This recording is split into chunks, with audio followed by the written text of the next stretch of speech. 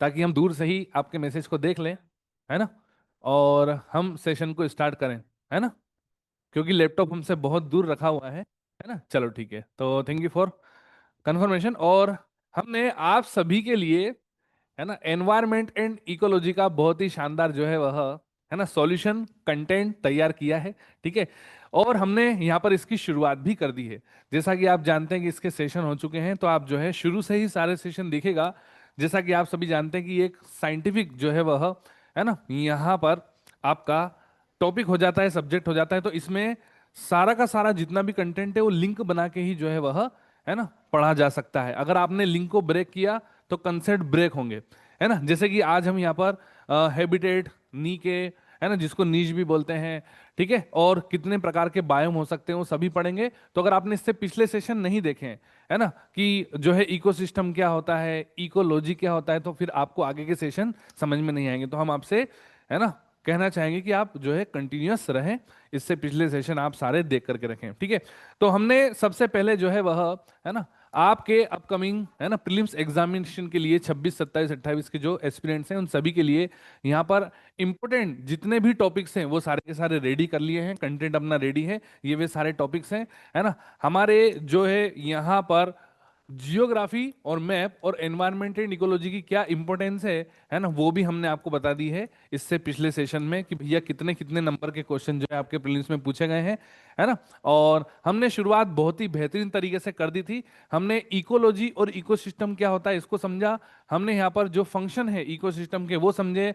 अब हम यहाँ पर बात करेंगे, है ना, हमारा जो स्थलीय पारिस्थितिकी तंत्र है और जलीय पारिस्थितिकी तंत्र है, आज हम ये दोनों पढ़ने जा रहे हैं। ठीक है, इसके बाद हम जो है बायोडाइवर्सिटी पढ़ेंगे। ठीक है, तो सभी प्यारे बच्चे आ जाओ, जुड़ जाओ सभी जल्दी से। और पारिस्थितिकी तंत्र थोड़ा सा हम 5 मिनट का रिवीजन करेंगे। इकोसिस्टम, तो इकोसिस्टम क्या होता है, बायोस्फीयर की जो है वह कार्यात्मक और संरचनात्मक जो है वह इकाई होती है। जैव मंडल की कार्यात्मक और संरचनात्मक इकाई होती है ना, जो यहाँ पर सभी प्यारे बच्चे, जिसमें समुदाय और भौतिक पर्यावरण दोनों शामिल है ना, समुदाय, जीवों का समुदाय, कम्युनिटी, और भौतिक पर्यावरण दोनों शामिल है, जो आपस में, है ना, रिलेशन है जिनका, और अंतर क्रिया करते हैं। तो हमने बहुत ही अच्छे तरीके से जो है वह इकोसिस्टम को समझा था। इकोसिस्टम जो है बहुत छोटा भी हो सकता है वृक्ष जितना, और बहुत बड़ा भी हो सकता है। तो समंदर, हमारा जो ओशियन है वो सबसे बड़ा इकोसिस्टम है। इकोसिस्टम के दो कंपोनेंट है, हमने बायोटिक और अबायोटिक देखे। अबायोटिक की अगर अपन यहाँ पे बात करें तो अबायोटिक में ये सारे हमने बहुत ही डिटेल के साथ इनको जाना कि ये अबायोटिक क्यों कहलाते हैं, इनको अबायोटिक कंपोनेंट क्यों बोलते हैं। और हमने बायोटिक भी देखे कि भैया हमारे इकोसिस्टम के जो बायोटिक, है ना, कंपोनेंट है, उनमें हमने यहाँ पर जो है ना, प्लांट को देखा जो कि आपके प्रोड्यूसर्स हैं, है ना, और जो है एनर्जी का ट्रांसमिशन यहीं से शुरू हो जाता है। फिर हमने उपभोक्ता देखे, है ना, जिसमें हमने माइक्रो कंज्यूमर और मैक्रो कंज्यूमर देखा। तो अपन सिर्फ 5 मिनट का रिवीजन देख रहे हैं जो पिछली क्लास में अपन ने पढ़ा, ताकि अपन इस सेशन को अच्छे से लिंक कर पाए, है ना। हर्बीवेरस क्या होते हैं, ये हमारे जो है ना, डायरेक्ट पेड़ पौधों से अपना न्यूट्रिशन लेते हैं, ये आपके प्राइमरी कंज्यूमर हो जाते हैं। जो यहाँ पर शाकाहारी को खा जाए वो द्वितीयक उपभोक्ता हो जाते हैं, वो सेकेंडरी कंज्यूमर हो जाते हैं, है ना। जो मांसाहारी को भी खा जाए वो कार्निवेरस होते हैं, टॉप कार्निवेरस, उच्च श्रेणी के मांसाहारी, है ना। और हमने फिर ओमनीवेरस देखा, भाई ह्यूमंस और जो बंदर हैं, है ना, ह्यूमंस और बंदर वो शाकाहारी भी हैं और मांसाहारी भी हैं, है ना। तो ऐसे जीव जो पौधे और जानवर दोनों का उपभोग करें, दोनों पे डिपेंडेंसी हो जिनकी, वो ओमनीवेरस होते हैं, है ना। बहुत अच्छे से अपन ने इसको जाना। माइक्रो कंज्यूमर्स में हमने यहाँ पर बैक्टीरिया और यहाँ पर, है ना, जो हमारा कवक है, फफूंदी है, उसकी बात की, है ना। पौधों को सबसे ज्यादा अगर कोई नुकसान पहुंचाता है तो कवक, हमारे शरीर में भी जो है कवक की वजह से बहुत सारी बीमारियां होती हैं। तो बैक्टीरिया, कवक जो है वह माइक्रो कंज्यूमर में आते हैं, ठीक है ना।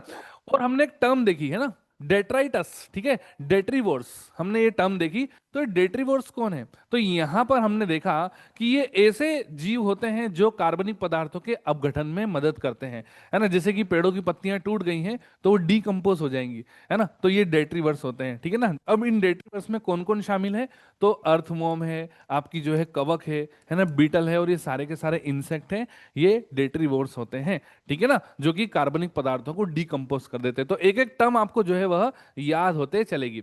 अब यहां से शुरू करते हैं हम, ठीक है है ना। यहाँ से ही आज की अपनी जो है वह क्लास शुरू होती है। हमने 5 मिनट का रिवीजन कर लिया जो हमने पिछली क्लास में पढ़ा था। पारिस्थितिक तंत्र द्वारा प्रदान की जाने वाली वस्तुएं और सेवाएं, है ना, कि इकोसिस्टम के द्वारा हमको क्या क्या जो है वह मिल रहा है। तो आप बोलेंगे कि इकोसिस्टम से हमने देखा ना बायोटिक और अबायोटिक कंपोनेंट में। तो बायोटिक में हमने देखा कि भैया सबसे पहले तो आप प्रोड्यूसर्स की बात कर लो, है ना, पौधों की बात कर लो, तो पौधों से आपको जो है वह भोजन मिलेगा। अच्छा, फ्यूल भी तो मिलेगा। फ्यूल में अपन लकड़ी की बात करें, लकड़ी को भी एज अ हम यहाँ पर फ्यूल इस्तेमाल कर सकते हैं। अच्छा, फ्यूल किसे कहते हैं, ईंधन किसे कहते हैं? ईंधन उसे कहते हैं, फ्यूल उसे कहते हैं जो जलकर ऊष्मा प्रदान करते हैं, है ना। फ्यूल ईंधन किसे कहा जाता है? जो जलकर ऊष्मा देगा उसे ईंधन कहा जाएगा। हर वो चीज ईंधन होगी हमारे लिए जो जल करके ऊष्मा देगी, है ना। ठीक है। अच्छा, फाइबर, फाइबर भी अपने को मिलेगा। अच्छा, एक फाइबर अपने भोजन में भी होना चाहिए। एक फाइबर तंतु भी होता है ना। तो तंतुओं से आप जो है रस्सियां भी बना लेते हैं, है ना। चलिए, आश्रय और निर्माण सामग्री। तो इकोसिस्टम जो है हमको वस्तु और सेवाएं दे रहा है। वस्तु, ठीक है ना, और गुड्स और सर्विसेज। गुड्स और सर्विसेज में अपन दोनों चीजें देख रहे हैं, है ना। अब आश्रय और निर्माण सामग्री, रहने के लिए स्थान और बनाने के लिए सामग्रियां, जैसे आपके घर में बहुत सारे इक्विपमेंट्स ऐसे हैं जो लकड़ी के बने हुए हैं। हवा और पानी की शुद्धि, है ना। अच्छा इकोसिस्टम आपके क्लाइमेट को, आपके वेदर को भी अच्छा रखता है। जैसे अपन देखते हैं ना कि एफोरेस्टेशन और डिफोरेस्टेशन, दो टर्म होती है ना, कि एफोरेस्टेशन करें कि डिफोरेस्टेशन करें। तो हमें एफोरेस्टेशन करना चाहिए, हमें, है ना, वनों की संख्या बढ़ाना चाहिए, पेड़ पौधे, है ना, हमको यहाँ पर समृद्धि करना चाहिए, वनस्पति का संवर्धन करना चाहिए हमें, है ना, ताकि क्या होगा, वे ऑक्सीजन को छोड़ेंगे, है ना, और पॉल्यूशन को कम करेंगे। जैसे हमने यहाँ पर जो है वह हवा को शुद्ध करने वाला एक पौधा देखा, एक पेड़ देखा, जैसे नीम।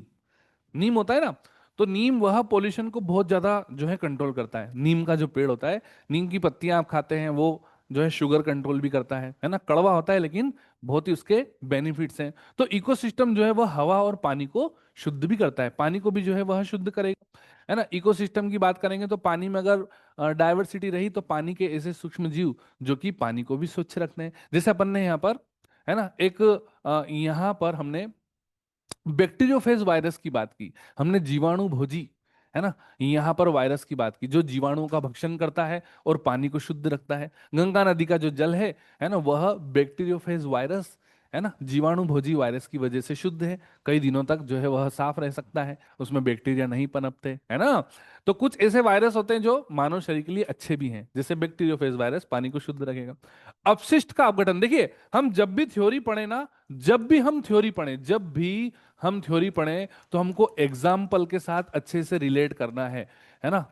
जितने ज्यादा एग्जाम्पल हो सके उतने ज्यादा हम उसको थ्योरी के साथ लिंक करेंगे, जिससे आपका टॉपिक और भी ज्यादा मजबूत हो जाएगा, है ना। अपशिष्ट का अपघटन और, है ना, डिटॉक्सिफिकेशन। अपशिष्ट का अपघटन, जैसे अपन ने डेट्रीवोर्स देखे ना, डेट्रीवोर्स, तो आपका जो कार्बनिक पदार्थ है, सड़ा गला पदार्थ है ना, उसको अपघटित कर देगा। और हम जब आगे फूड चेन पढ़ेंगे तो, है ना, एक क्वेश्चन रेडी होगा कि फूड चेन में सबसे ज्यादा संख्या किसकी होती है? तो अपघटकों की ही होती है, डीकंपोजर्स की ही होती है ना। पृथ्वी की जलवायु का स्थिरीकरण और मॉडरेशन, है ना, पृथ्वी की जलवायु, क्लाइमेट, जलवायु, है ना, हम यहां पर क्लाइमेट की बात करते हैं। तो जलवायु स्थिरीकरण और मॉडरेशन, बाढ़, सूखा, तापमान, चरम पवन शक्ति का मॉडरेशन, ये इतने सारे पॉइंट अपन इसलिए देख रहे हैं ताकि अपन साथ में आंसर राइटिंग की स्किल भी सीख पाए, है ना। आंसर राइटिंग की स्किल, कि भैया पारिस्थितिकी तंत्र द्वारा दी जाने वाली गुड्स और सर्विसेज कौन सी हैं, तो हम बहुत अच्छे से जो है वह डिस्क्राइब कर पाए। बाढ़, सूखा, तापमान, है ना, पवन शक्ति का मॉडरेशन, इसको अच्छे से मॉडरेट करके रखे, अच्छे से रेगुलेट करके रखे। अच्छा इकोसिस्टम इन सभी, है ना, यहां पर चेंजेस को कंट्रोल करके रखेगा। पोषक तत्व पुनर्चक्रण सहित मिट्टी की उर्वरकता, जैसे कि अगर अपन देखें, हम खाद का इस्तेमाल करते हैं, अगर हम यहाँ पर, है ना, ऑर्गेनिक खाद का इस्तेमाल करेंगे तो पुनर्चक्रण में मदद मिलेगी। लेकिन अगर हम यहाँ पर आर्टिफिशियल यूरिया, सिंथेसाइज यूरिया का इस्तेमाल करेंगे तो जो हमारे मिनरल्स हैं, है ना, जो पोषक तत्व हैं, जो मिट्टी में होना चाहिए, जो कि पौधों में आना चाहिए, पेड़ पौधों में आना चाहिए, उन पेड़ पौधों के जरिए जब हम उनको खाएंगे तो हमारे शरीर में जाना चाहिए, तो ये साइकिल ठीक से चल नहीं पाएगा। हम क्या कर रहे हैं, हम बहुत ज्यादा आर्टिफिशियल सिंथेसाइज यूरिया का इस्तेमाल करके मिट्टी की उर्वरक क्षमता को भी डैमेज कर रहे हैं, है ना। पौधों को भी मिनरल्स की कमी हो रही है, है ना, क्योंकि पोषक तत्व उनको मिल नहीं पा रहे डायरेक्ट, आपने बहुत ज्यादा उर्वरक का इस्तेमाल कर लिया, है ना, तो मिट्टी की गुणवत्ता में कमी आई है। ठीक है ना, तो अगर अच्छा इकोसिस्टम रहेगा तो पोषक तत्वों का पुनर्चक्रण भी ठीक तरीके से रहेगा। पौधों का परागण, है ना, पॉलिनेशन, परागण क्या होता है, एंथर से पोलन ग्रेन्स निकल के स्टिग्मा तक पहुंच जाते हैं, है ना, परागकण, और जो है दो पुष्पों की शादी हो जाती है, और फिर यहाँ पर, है ना, ओव्यूल, ओव्यूल से सीड बनते हैं, बीज बनते हैं, और आपका फल बन जाता है ना, ओवेरी से फ्रूट्स बन जाता है। तो अच्छे से पॉलिनेशन होगा तो प्लांट अच्छे से ग्रो कर पाएंगे, है ना। अब ह्यूमंस तो शादी कर लेते हैं, पौधे कैसे शादी करते हैं, तो पौधे आपस में शादी करते हैं पॉलिनेशन के द्वारा। ठीक है, चलिए, फसल की किस्मों और पशुधनों नस्लों, है ना, यहाँ पे जितनी भी नस्लें हैं, स्पेशीज हैं, दवाएं और अन्य उत्पादों के लिए प्रमुख इनपुट के रूप में अनुवांशिक संसाधनों का रखरखाव। तो ये सारे के सारे पॉइंट बहुत ही इंपॉर्टेंट है। सांस्कृतिक और सौंदर्य लाभ, अच्छा इकोसिस्टम रहेगा, आसपास का वातावरण अच्छा रहेगा, जैसे कि आप गार्डन में घूमने के जाते हैं, है ना, जो ग्रीन कलर होता है ना गार्डन में, आप जब भी घूमने जाते हैं ना तो हरे हरे आपको ग्रीन प्लांट दिखते हैं, क्या आप जानते हैं, थोड़ा सा साइंटिफिक बात करते हैं। ग्रीन कलर इज, देखो हमने अपने पेन से भी ग्रीन कलर का इस्तेमाल ज्यादा किया है, ग्रीन कलर से हम लिख रहे हैं, आउटपुट हमारा भी जो है ना, राइटिंग का वो green colour, green is most sensitive colour, sensitive colour, है ना, क्या आप जानते हैं इसका सेंसेशन बहुत तगड़ा है। हरा कलर बहुत ही ज्यादा सेंसिटिव है ना, आंखों को सुकून पहुंचाता है।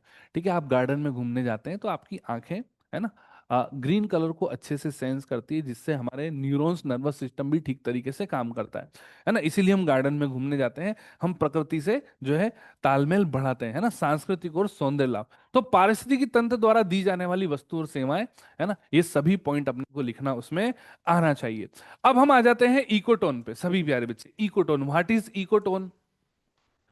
जब भी हम environment, ecology, geography, science and technology ये सब्जेक्ट्स पढ़ते हैं तो सबसे ज्यादा महत्व, इंपॉर्टेंस टर्म्स की ही होती है, टर्मिनोलॉजी, है ना, शब्दावली, वोकेबुलरी, वोकेब। तो आपका वोकेब बहुत स्ट्रांग होना चाहिए। वोकेब स्ट्रांग कब होगा, जब उससे रिलेटेड कंसेप्ट आपको याद रहेगा, है ना, उसकी डेफिनेशन याद रहेगी, उसके एग्जाम्पल आपको याद रहेंगे, है ना, तो आप अच्छे से आंसर राइटिंग भी कर पाओगे। तो इकोटोन, है ना, अब जैसे अभी अपन ने डेट्रीवोर्स जो है टर्म का इस्तेमाल किया, डेट्रीवोर्स, तो हमने क्या देखा कि डेट्रीवोर्स ऐसे जीवों का समुदाय ऐसी कम्युनिटी है जो कि कार्बनिक पदार्थों को अपघटित कर देते हैं, है ना, और पोषक तत्वों के पुनर्चक्रण में सहायता करते हैं। तो डेट्रीवोर्स याद रहेगा ना, क्योंकि अपन ने बहुत अच्छे से पढ़ा, उसमें अर्थवर्म आ गए, फंगस आ गई अपनी, है ना, इंसेक्ट आ गए, तो ये सब जो है वह डिकम्पोज करते हैं। ऐसे ही इकोटोन, इकोटोन शब्द हमें कब याद रहेगा, जब इकोटोन अच्छे से समझेंगे। अब देखिए होता क्या है, इकोटोन शब्द कहां से आया, कि एक तरफ जो है आपने देखा होगा कि एक तरफ एक तालाब बना हुआ है और तालाब से सटी हुई कुछ जमीन है ना, तो एक वो हिस्सा जो दोनों में इंटरसेक्ट करता है, दोनों में कॉमन है, तो उस हिस्से को ही अपन यहाँ पर इकोटोन बोलते हैं। जैसे एग्जांपल, है ना, के लिए अपन एक डायग्राम में देखें तो यहाँ पे एक तालाब है, यहाँ पे एक लेक बना हुआ है ना, तालाब बना हुआ है, और यहाँ पे जो है वह मार्शलैंड है, ये दलदली जगह है, ये मार्शलैंड है, ये दलदली जगह है। तो दलदली जगह और जो तालाब वाली जगह, उसके बीच का जो हिस्सा है, जो कॉमन है, जो इंटरसेक्ट कर रहा है ना, उसी, है ना, कॉमन एरिया को जो इन दोनों में शामिल है, उसी को अपन इकोटोन बोलते हैं। उसी को अपन क्या बोलते हैं, इकोटोन। अब जैसे मार्शलैंड है, ये दलदली इलाका है, और यहाँ पे अपन ने फॉरेस्ट देख लिया, वन, तो वन और दलदली इलाके के बीच वाली जो जगह है, जो दोनों को इंटरसेक्ट कर रही है, इसी को अपन क्या बोलते हैं, इकोटोन बोलते हैं, इकोटोन। अब हमने इसको अपनी भाषा में समझ लिया, अब आइए, है ना, हमने अपनी भाषा में समझ लिया, अब देख लेते हैं कि यहाँ पे थ्योरी में क्या लिखा है। दो या दो से अधिक, देखो कम से कम दो तो चाहिए, है ना, एटलीस्ट टू तो चाहिए, डिफरेंट टाइप के आपको, है ना, दो फिनोमेना तो यहाँ पे देखने को मिलेंगे, दो या दो से अधिक विविध पारिस्थितिकी तंत्र, यानी कि कम से कम दो इकोसिस्टम चाहिए आपको। जैसे एक लेक हो गया, एक मार्शलैंड हो गया। सर दो से ज्यादा हो सकते हैं क्या, बिल्कुल हो सकते हैं, दो से ज्यादा भी हो सकते हैं, लेकिन कम से कम दो इकोसिस्टम चाहिए।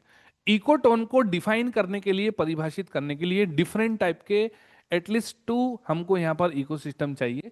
उनके बीच में एक जंक्शन है ना, एक जंक्शन, एक संक्रमण क्षेत्र, है ना, एक जंक्शन है।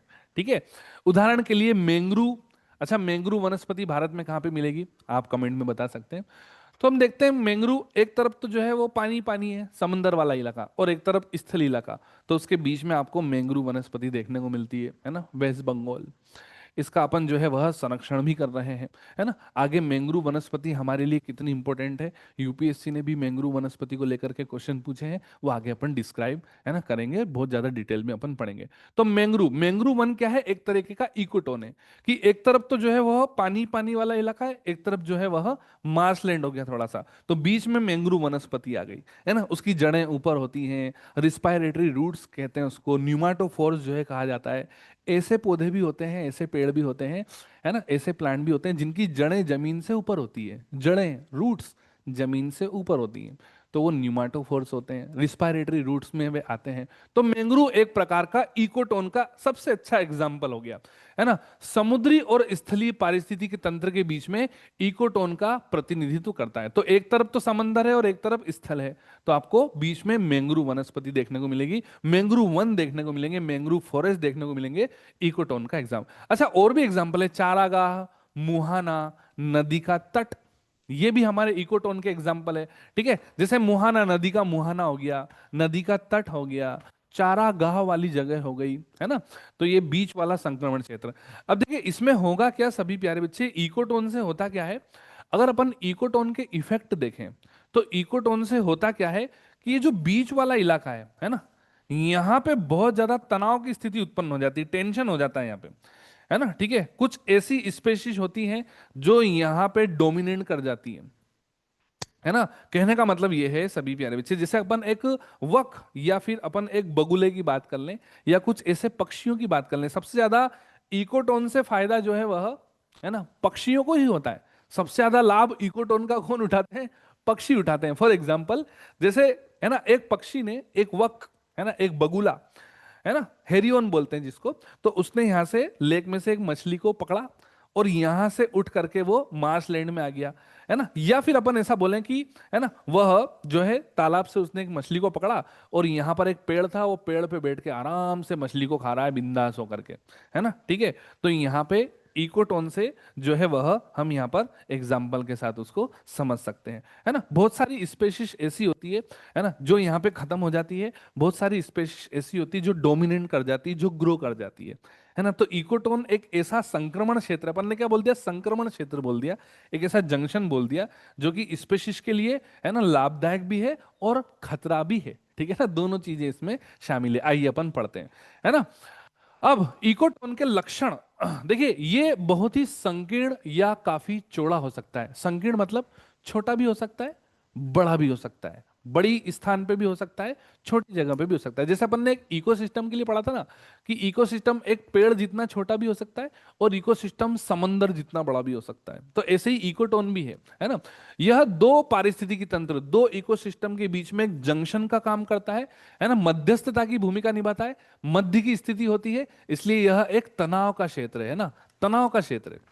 तनाव, यहाँ पे जो बायोडायवर्सिटी है, जो अलग अलग स्पेशीज है, उनके बीच में हमेशा कंपटीशन रहेगा, है ना। तो इकोटोन में क्या चलता है, कंपटीशन चलता है। इकोटोन की अगर अपन बात करें, देखो, इकोसिस्टम की बात करें और एक इकोटोन की बात करें, दो इकोसिस्टम, है ना, जब आपस में मिल रहे हैं तो इकोटोन बन रहा है।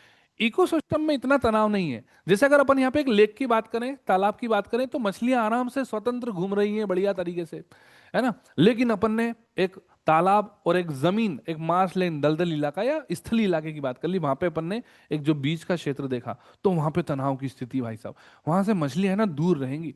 स्थल वाले इलाके से मछलियां दूर रहेंगी, गहराई में चली जाएंगी, है ना। कोई वक, कोई हॉरियन, कोई बगुला, है ना, कोई उठाकर ले ना जाए, तो वो तनाव वाला क्षेत्र हो गया, है ना। ठीक है, तो यहाँ पे बहुत अच्छे से अपन ने एग्जाम्पल के साथ समझा, यह प्रजातियों में प्रगतिशील वृद्धि को दिखाता है। यहाँ पे प्रजातियों में प्रगतिशील वृद्धि, अब जैसे अपन ने बगुले का एग्जाम्पल लिया, मस्त वो जो है पार्टी कर रहा है ना, मछलियां उठा उठा के ले जा रहा है, तो उसकी तो संख्या बढ़ेगी ना, वो रिप्रोडक्शन करेगा। इकोटोन में कभी कभी किसी समुदाय की प्रजातियों की संख्या और प्रजातियों की जनसंख्या घनत्व इस क्षेत्र में किसी अन्य समुदाय की तुलना में बहुत अधिक हो जाती है। तो देखो, बगुलों की संख्या में वृद्धि हो जाएगी, मछलियों की संख्या में कमी हो जाएगी, है ना। तो यहाँ पे जनसंख्या घनत्व मछलियों का घट जाएगा और पक्षियों का बढ़ जाएगा, है ना। तो एग्जाम्पल के साथ अपन इसको ले रहे हैं और आप इसी तरीके से खूबसूरती के साथ आंसर राइटिंग करेंगे। तो ये जो फिनोमेना आपको दिख रहा है ना, कि किसी स्पेशीज की तो जनसंख्या कम हो गई, जनसंख्या घनत्व कम हो गया, किसी स्पेशीज का जनसंख्या बढ़ गया, तो इसको एक टर्म, एक शब्द अपन यहाँ पे यूज करेंगे कि भैया इसे एज इफेक्ट कहते हैं। इसे क्या कहते हैं? एज इफेक्ट, है ना। तो एज इफेक्ट क्या कहलाता है कि भैया किसी समुदाय की प्रजातियों की संख्या तो अचानक बढ़ जाएगी और किसी की कम हो जाएगी, इसको एज इफेक्ट कहते हैं। इकोटोन मुख्य रूप से सबसे अधिक मात्रा में पाए जाने वाले जीवों को, है ना, एज स्पेशीज कहते हैं।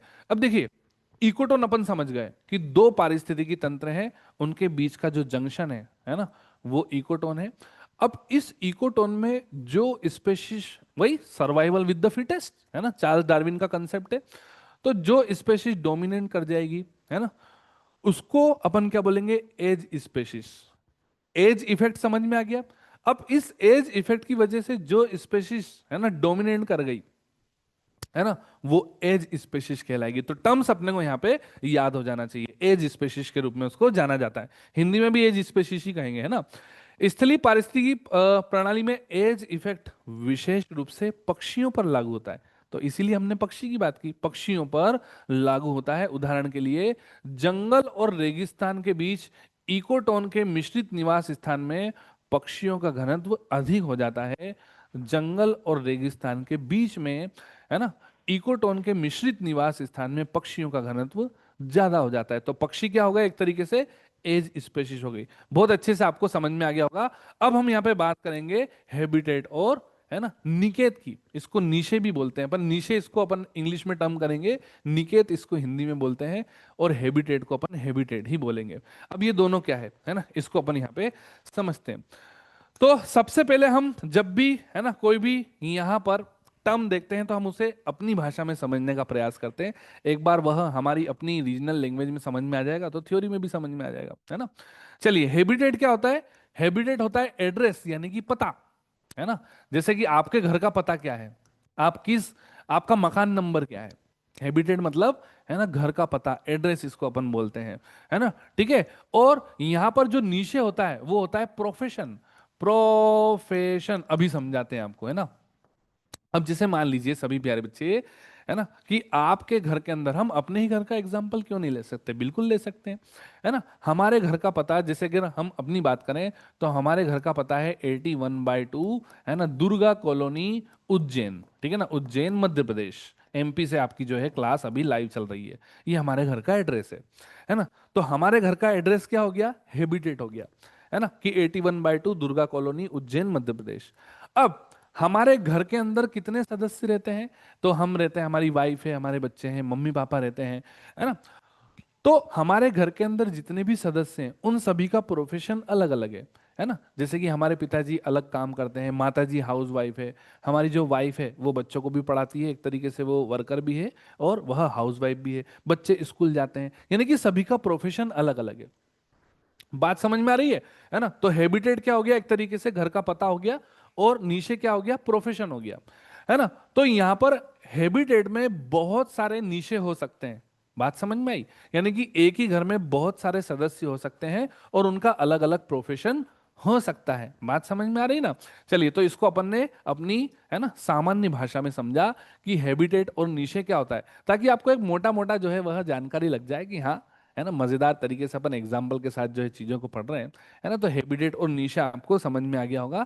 आइए अब हम इसको, है ना, वह देख लेते हैं कि किस तरीके से आपको आंसर राइटिंग करना है। एक प्रजाति के लिए अद्वितीय है ना। निशे क्या होता है? वह एक प्रजाति के लिए अद्वितीय होता है। जैसे कि अगर अपन देखें कि हम ह्यूमंस हैं, है ना, हम ह्यूमंस में ही हम जो है घर में 5 सदस्य, पांचों का प्रोफेशन अलग अलग है, तो हो गया ना अद्वितीय। जिसका अर्थ है कि किन्हीं भी दो प्रजातियां का सटीक एवं एक समान निश्चय नहीं होता है ना। किन्हीं भी दो प्रजातियों का सटीक और समान निश्चय नहीं हो सकता, है ना। सबके प्रोफेशन अलग अलग है, सबके कार्य अलग अलग है ना। अब वे कार्य किस तरीके से करते हैं, आइए उसको देखते हैं। यह जीवों के संरक्षण में महत्वपूर्ण भूमिका निभाता है ना। यदि हमें प्रजातियों को इसके मूल निवास में संरक्षित करना है तो हमें प्रजातियों का निशय जानना पड़ेगा बहुत अच्छे से। हमें प्रजातियों के निशय के बारे में अच्छे से जानकारी होना चाहिए और यह सुनिश्चित करना चाहिए कि इसके निशय के सभी आवश्यकताएं पूरी हो सकें। अब जैसे फॉर एग्जाम्पल हमने नीशे को बहुत अच्छे से आपको समझाया कि हमारे घर का ही एग्जाम्पल ले लो, है ना। अपने घर में ही 5 लोग रहते हैं और पांचों का प्रोफेशन अलग अलग है। पांचों अपने, है ना, दैनिक जीवन में अलग अलग कार्य कर रहे हैं, है ना, और उनका सर्वाइवल, है ना, का जो तरीका है वो अलग अलग है। अब जैसे कि हमको, है ना, यहाँ पर आलू के पराठे पसंद है, तो हमारे पिताजी को पसंद नहीं है। समझ रहे हैं ना। हमारे पिताजी अलग कार्य करते हैं, हमें हमारे पिताजी का कार्य समझ में नहीं आता, हम अलग कार्य कर रहे हैं, उनको हमारा कार्य समझ में नहीं आता। तो यहाँ पे वही बात लिखी है कि दो प्रजातियों का सटीक और एक समान निश्चय कभी भी नहीं होता, अलग अलग होता है ना। ठीक है। अब अगर हम यहाँ पर जैसे वो हम पढ़ेंगे वाइल्ड लाइफ सेंचुरी और जो है वन जीव अभयारण्य सब पढ़ेंगे अपन। जैसे हम एक अपना इकोसिस्टम बना रहे हैं, हम एक नया वन, हम एफोरेस्टेशन कर रहे हैं, तो ऐसा नहीं कि हमने जो है वह जीवों के नीचे के बारे में पता नहीं लगाया, है ना, कि जीव किस स्थिति में, किस वातावरण में वह सरवाइव करते हैं, है ना, उनको खाने के लिए क्या चाहिए, है ना, वह किस तरीके का रहन सहन पसंद करते हैं। तो ये वही लाइन लिखी हुई है कि अगर हमें जीवों को सुरक्षित करना है तो हमें उनके नीचे के बारे में, है ना, जानकारी होना बहुत जरूरी है। ठीक है ना। तो यहाँ पर अब, यहाँ पर हम समझेंगे, है ना, कि नीचे के कितने प्रकार है। नीचे एक होता है निवास निशे। अब निवास निशे मतलब जहां पे वह रहेगा, निवास से ही समझ जाओ कि जहां पे, है ना, वह प्रजाति रहेगी। एक होता है भोजन निशे, वह क्या खाएगा। जैसे कि अभी अभी अपन ने देखा कि अगर हम घर में शेर ला करके पाल रहे हैं, है ना, कि भैया हमारी इच्छा हो गई कि हम जो है वह एक टाइगर को पालें, है ना, हम एक शेर को पालें, एक बाघ को पालें, है ना, शेर बाघ टाइगर चीता तेंदुआ कुछ भी पालो। तो आपको ये पता होना चाहिए कि भैया क्या वो शेर वो चीता वो तेंदुआ वो बाघ हमारे घर में सर्वाइव कर जाएगा। आपको पता होना चाहिए ना कि वो बाघ शेर कहाँ रहना पसंद करता है ना। अच्छा, वो बाघ शेर अगर आप अपने घर में ला रहे हो तो वो खाता क्या है आपको पता होना चाहिए। पता चला कि आपने ठान लिया कि हाँ मुझे तो जो है वह, है ना, सफेद शेर गायब होते जा रहे हैं, लुप्त होते जा रहे हैं, तो मुझे सफेद शेरों की प्रजाति को बचाना है ना। तो सफेद शेर की प्रजाति को बचाने के लिए आपको उसका नीचे पता होना चाहिए, उसका निकेत पता होना चाहिए, है ना, कि वो रहता कहाँ है, वो क्या खाता है। अपने घर में लाओगे तो वो आपको खा जाएगा और भाग जाएगा उधर उधर, है ना। वह खाता क्या है ना, या विघटित होता है, या इसकी किस जीव से प्रतिस्पर्धा है। आपको ये भी पता होना चाहिए, घर में शेर ला रहे हो तो उसकी प्रतिस्पर्धा किससे। पता चला आपसे कंपटीशन हो गया, आपको ही निपटा दिया उसने। प्रजनन, वह किस तरीके का रिप्रोडक्शन करता है ना, सीजनल रिप्रोडक्शन करता है या फिर 12 ही महीने रिप्रोडक्शन करता है। जैसे अगर अपन ह्यूमन की बात करें, मनुष्य की बात करें, तो हम तो 12 ही महीने रिप्रोडक्शन कर सकते हैं, कभी भी हम बच्चे पैदा कर सकते हैं, है ना। हमारे बच्चे पैदा करने में सीजन का कोई, है ना, इफेक्ट नहीं। हम ठंड में कर सकते हैं, गर्मी में कर सकते हैं, बारिश में, हम 12 महीने। लेकिन कुछ ऐसी स्पेशीज होती है जो सीजन, है ना, कि वो सिर्फ मानसून में ही जो है वह जीव उत्पत्ति करती है, या कुछ ठंड में कुछ गर्मियों में, है ना। तो वह कैसे और कब प्रजनन करते हैं। भौतिक और रासायनिक निषेध तापमान, भौतिक और रासायनिक जो परिस्थितियां हैं, है ना, कैसे उन परिस्थितियों में वे सरवाइव करेंगे। भूमि का आकार, भूमि का ढाल, आर्द्रता, अन्य आवश्यकताएं उनकी कैसी हैं। तो ये नीचे के प्रकार हैं। तो देखिए अब आपका क्वेश्चन रेडी हो जाता है कि नीचे क्या होता है ना, इसको समझाइए। नीचे कितने प्रकार का होता है ना, विस्तार पूर्वक जो है बताइए। तो यहाँ पे अपन शानदार तरीके से उसको समझ रहे हैं ना, नीशे। अच्छा, नीशे को अपन यहाँ पर क्या बोलते हैं हिंदी में, निकेत। क्या बोलते हैं, निकेत, निकेत। अब आपने कभी किसी घर किसी मकान का नाम देखा है क्या। जैसे कि शारदा निकेतन, निकेतन, या शांति निकेतन। शांति निकेतन तो अधिकतर शहरों में होता है, हमारे उज्जैन में भी है ठीक है। शांति निकेतन, है ना। आपने किसी घर किसी मकान किसी कम्युनिटी हॉल का नाम जरूर देखा होगा, शांति निकेतन। तो ये जो निकेतन, ये जो निकेतन में जो निकेत है ना, निकेत, ये निकेत वही है भाई साहब, ये वही है ना, है ना, ये वही है। इसको अपन नीशे बोल रहे हैं और हिंदी में इसको निकेत बोलते हैं। क्या बोलते हैं, निकेत। और कई कई किताबों में आपको ये नीके भी मिलेगा, नीके, सिर्फ नीके। क्योंकि अगर आप इसको पढ़ने जाओगे तो नीके पढ़ने में आएगा, हिंदी के टर्म देखोगे तो निकेत होता है, इंग्लिश में ही पढ़ोगे तो, है ना, वह नीशे होगा, नीशे, है ना।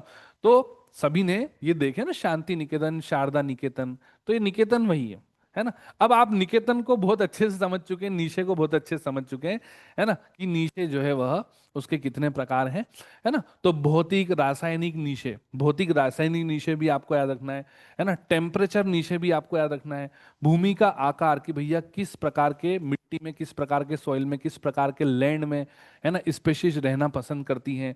भूमि का ढाल, कुछ जीव ऐसे रहते हैं जो ढाल वाली जगहों पर रहते हैं। आपने वो पहाड़ों पर बकरियां देखी चढ़ते हुए, ठीक है। तो यहाँ पर भूमि का ढाल, आर्द्रता, है ना, ह्यूमिडिटी, और अन्य जो है वह भौतिक और रासायनिक, है ना, फिजिकल और केमिकल जितने भी आपके, है ना, यहाँ पर कंडीशंस हैं, तो ये नीचे के प्रकार हो गए। अब बहुत अच्छे से आपको जो है वह, है ना, नीचे समझ में आ गया होगा। तो नीचे क्या होता है, वह एक ही प्रजाति के लिए अद्वितीय है, जिसका अर्थ है कि किन्हीं भी दो प्रजातियों का सटीक और एक समान निश्चय नहीं होता। इसको डायग्राम से देखो, है ना। तो यहाँ पे अपन क्या देख रहे हैं, एक इकोटोन देख रहे हैं, एक यहाँ पर लेक है, एक तालाब है, और एक आपका जमीन वाला हिस्सा है ना। तो एक इकोटोन दिखाई दे रहा है। तो यहाँ पे आप देख रहे हैं कि दो अलग अलग प्रजातियों के लिए एक समान जो है वह, है ना, नीश नहीं हो सकता, नीके नहीं हो सकता। आप देखेंगे कि कुछ जीव ऐसे होंगे, जैसे फ्लेमिंगो की बात करें, तो भाई साहब वो पानी के अंदर ही जो है वह जीवों को खा रहा है ना। और डक्स की बात करें तो वे भी कुछ अलग तरीके से जो है अपना भोजन ग्रहण करेंगी, है ना। एवोकेट्स की बात करें तो हो सकता है कि वो थोड़ा सा ऊपर ही, है ना, थोड़ा सा मार्श लैंड और थोड़ा सा पानी वाली जगह में शिकार कर रहा हो। कुछ ऐसे आपके ऑयस्टर कैचर, जैसे कि इसने पियल ऑयस्टर या मोती वाली सीप को जो है पकड़ लिया है और वो बाहर लाके खा रहा है, अंदर के अंदर नहीं खा रहा है। तो इस तरीके से हम यहाँ पे, है ना, उनका भोजन ग्रहण करने का तरीका, उनका रहन सहन का तरीका, ये सब अलग अलग देख पा रहे हैं। तो आपका ये इकोलॉजिकल नीके बहुत अच्छे से आपको समझ में आ गया होगा, है ना। अब अपन नीके तो समझ गए, नीके मतलब प्रोफेशन, सभी प्यारे बच्चे, है ना। अब हम हैबिटेट की बात करेंगे, है ना। हैबिटेट मतलब एड्रेस, हैबिटेट मतलब घर का पता, है ना। आइए इसको और ज्यादा जो है वह डिस्क्राइब करते हैं, है ना। हैबिटेट, हैबिटेट क्या होता है, हैबिटेट को हिंदी में बोलते हैं पर्यावास, है ना, पर्यावास। अच्छा, वास से समझ सकते हो आप, वास, जैसे आप बोलते हैं ना आपका निवास कहाँ है ना। जब शुद्ध हिंदी में बातें करते हैं तो भाई साहब आपका निवास स्थान कहाँ है, तो आप बोलते हैं कि हम उज्जैन में रहते हैं, उज्जैन मध्य प्रदेश में रहते हैं। तो इसको पर्यावास, है ना। पर्या, सर पर्या शब्द कहाँ से आया, पर्यावरण से आया। तो जीव जंतु और पर्यावरण का जो यहाँ पर अंतर क्रिया होता है उसको इकोसिस्टम बोल देते हैं, है ना। तो पर्यावास, तो इसी को अपन यहाँ पे बोलते हैं निवास स्थान। हैबिटेट मतलब निवास स्थान, है ना। एक विशेष स्थान है जहां पर जीव रहते हैं। हैबिटेट एक विशेष स्थान है जहां पर जीव रहते हैं, जैसे कि घर का पता। जैसे अगर हम बोले कि भैया आपको पेंगुइन कहाँ मिलेगी, आपको कीवी जो बहुत ही छोटा पक्षी है वो कहाँ मिलेगा, आपको जो है वह, है ना, ओरंगटून कहाँ पे मिलेंगे, आपको लेंगून कहाँ पे मिलेंगे, है ना, आपको साइबेरियन पक्षी ये कहाँ पे मिलेंगे। तो देखिए इनका पता होता है, वो हैबिटेट होता है ना। उदाहरण के लिए हम यहाँ पर जब आंसर राइटिंग करेंगे तो ऐसा का ऐसा लिखेंगे हम, पर्यावास प्रजाति विशेष नहीं है, प्रजाति विशेष नहीं है, और कई प्रजातियां एक ही निवास स्थान पर रह सकती है। अब ऐसा नहीं कि अपन ने हैबिटेट को प्रजाति विशेष बोल दिया कि भैया ये प्रजाति यहीं पर मिलेगी आपको, है ना। जैसे अपन गोरैया की बात करें, चिड़िया की बात करें, तो चिड़िया तो आपको रेगिस्तान में भी मिल।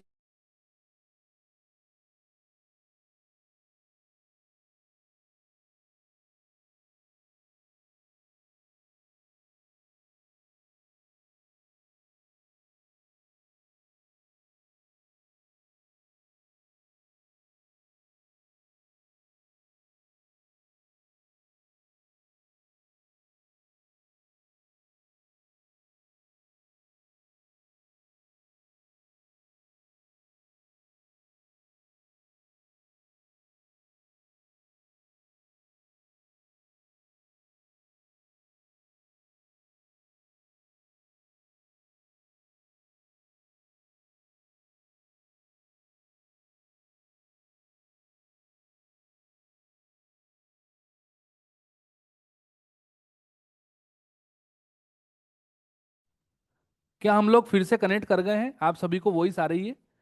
आप कमेंट में कंफर्म नहीं करेंगे तो पता कैसे चलेगा, है ना। आप कमेंट करके बताइए क्या हम जो है वह फिर से लाइव हो चुके हैं, क्या आपको आवाज आ रही है अच्छे से, है ना।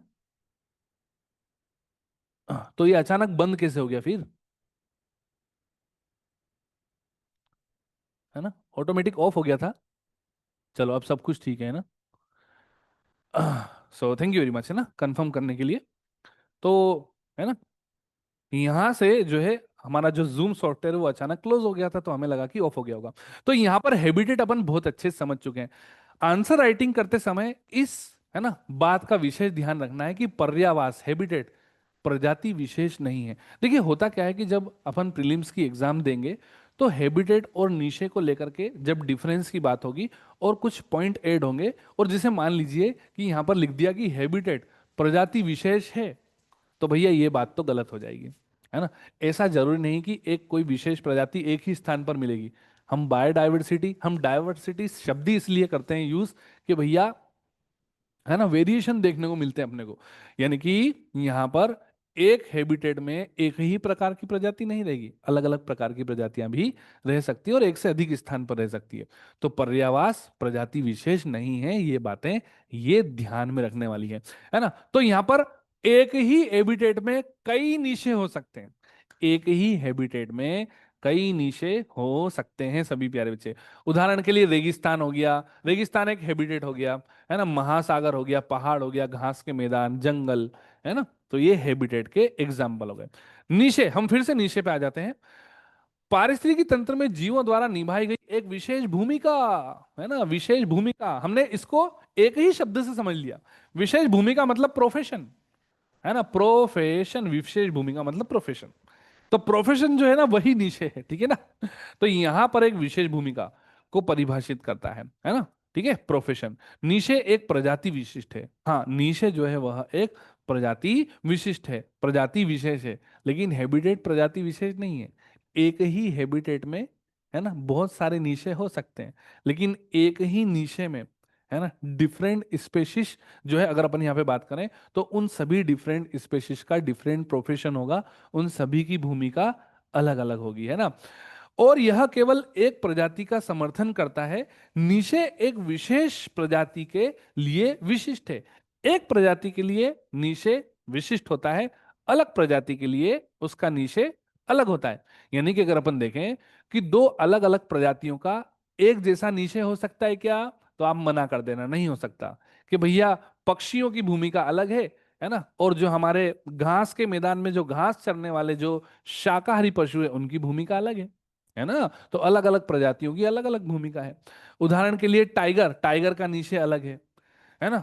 पांडा का नीचे अलग है, बर्ड्स का जो नीचे है वह अलग है ना। बहुत अच्छे से आपको हैबिटेट और नीचे में डिफरेंस समझ में आ गया होगा, ठीक है ना। ये तो अपन ने पढ़ लिया था सभी प्यारे बच्चे, है ना। तो हैबिटेट, तो हैबिटेट क्या होता है, हैबिटेट होता है घर का पता, घर का पता, है ना। जैसे कि शेर कहाँ पे रहता है, चीता कहाँ पे रहता है, जलीय जीव, है ना। और जलीय जीवों में भी डिफरेंट टाइप की जो स्पेशीज में कोई स्पेशल स्पेशीज वो कहाँ पे रहती है। पेंगुइन हमने देखा, है ना, पेंगुइन बर्ड्स में आती है, चिड़िया में आती है, लेकिन उड़ नहीं पाती, है ना। कुछ ऐसे पक्षी हैं जो रेगिस्तान या गर्म इलाकों में आपको जो है वह देखने को मिलेंगे और उनकी विशेष भूमिका होगी। तो हैबिटेट होता है घर का पता, है ना। अब हम आ जाते हैं बायोम पे। आई होप सो अभी तक आपको बहुत अच्छे से सब कुछ समझ में और याद भी हो गया होगा क्लास में, है ना। सब कुछ ठीक है, ऑल सेट, ऑल ओके सभी प्यारे बच्चे। इसका है ना पीडीएफ भी आपको मिल जाएगा, परेशान नहीं होना, है ना। चलिए, तो हम देख पा रहे हैं कि सब कुछ जो है वह ठीक है। अब हम बायोम शब्द पे आ जाते हैं, बायोम, है ना। बायोम शब्द पे आ जाते हैं। अच्छा, इससे पहले अपन ने जो है वह क्या क्या पढ़ लिया था, है ना। शुरुआती क्लास में हमने इंडिविजुअल्स पढ़ लिया, हमने पॉपुलेशन पढ़ लिया, हमने कम्युनिटी पढ़ लिया, हमने इकोसिस्टम पढ़ लिया। अब बारी है बायोम पढ़ने की, है ना। बायोम पढ़ने के बाद अपन किस पे आ जाएंगे, बायोस्फीयर पे आ जाएंगे, है ना। इकोसिस्टम अपन ने देखा ना, कार्यात्मक और संरचनात्मक इकाई है बायोस्फीयर की। तो इकोसिस्टम हम पढ़ चुके हैं, इकोसिस्टम के बीच में जो संक्रमण क्षेत्र है, इकोटोन भी अपन ने बहुत अच्छे से पढ़ लिया, है ना सभी प्यारे बच्चे। अब इकोटोन की अगर अपन यहाँ पे बात करें तो इकोटोन में कौन सी स्पेशीज डोमिनेंट है, कौन सी स्पेशीज घट रही है, बढ़ रही है, उसके लिए क्या क्या टर्म्स है वो भी अपन ने समझ लिया, है ना। हैबिटेट और नीचे भी अपन ने समझ लिया। अब हम बायोम पे आ जाते हैं, हम जैव क्षेत्र पे आ जाते हैं ना। बायोम शब्द का सुझाव एक विज्ञानी, है ना, फ्रेडरिक एडवर्ड, है ना, आपका क्लेमेंट्स द्वारा 1916 में दिया गया, है ना। तो ये तो हमारे लिए जरूरी नहीं है कि ये शब्द किसने दिया है, ये तो नहीं पूछा जाता है। अब बायोम का अर्थ अपने को यहाँ पे समझना है, इसके मायने क्या है वो समझना है। बायोम को एक बड़े जैविक समुदाय, जैविक समुदाय मतलब कम्युनिटी, जीवों का समुदाय। अब जीवों के समुदाय में बहुत सारे जीव हो सकते हैं अलग अलग प्रकार के, है ना। या एक पारिस्थितिकी तंत्र के रूप में परिभाषित किया जा सकता है, जीवों के समुदाय या एक पारिस्थितिकी तंत्र के रूप में हम डिफाइन कर सकते हैं, जहां पे विभिन्न प्रकार के जीव जैसे कि पेड़ पौधे, जानवर, पक्षी, कीड़े, मनुष्य एक निश्चित प्रकार की जलवायु में रहते हैं। यहाँ पे आपको समझना पड़ेगा कि बायोम का सीधा सीधा रिलेशन है एक निश्चित प्रकार की जलवायु, एक निश्चित प्रकार की एक स्पेसिफिक क्लाइमेट। एक स्पेसिफिक क्लाइमेट को ही अपन यहाँ पे क्या बोल रहे हैं, एक स्पेसिफिक क्लाइमेट जहां पर आपको है ना जीवों का समुदाय मिले, इकोसिस्टम मिले।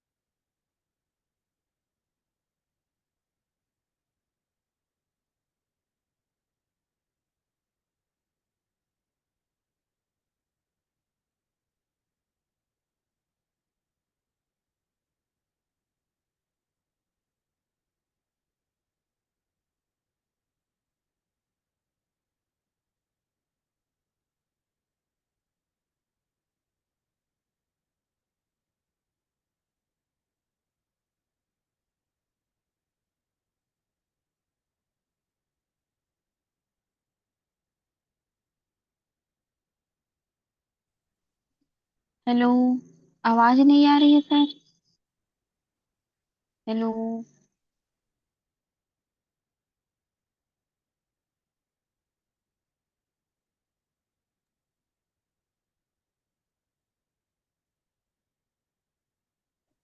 हेलो।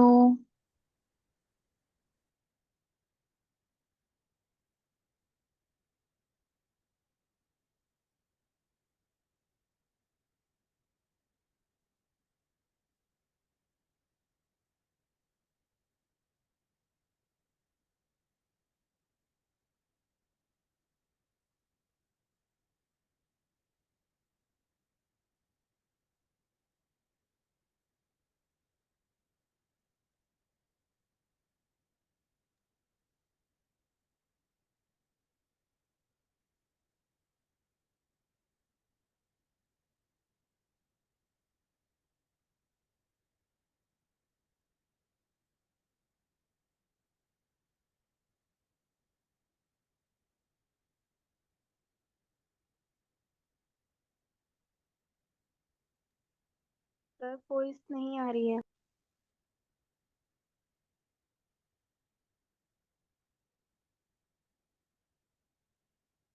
सर फिगर भी तो नहीं आ रही है ना। Sir hello. आप हैं कहाँ? आवाज नहीं आ रही है। आवाज के साथ साथ तो फिगर भी नहीं आ रहा है। नहीं, हाँ, आप स्क्रीन पे। दिख भी नहीं रहे।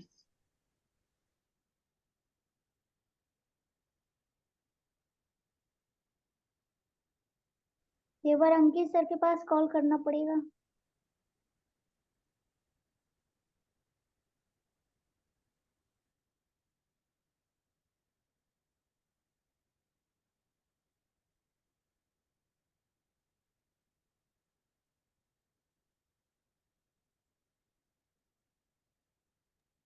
ग्रुप में तो अंकित सर भी नहीं है, अब पर्सनल करना पड़ेगा। कॉल करने से ही ठीक रहेगा सर को। रुक जाइए, करते हैं। ओके।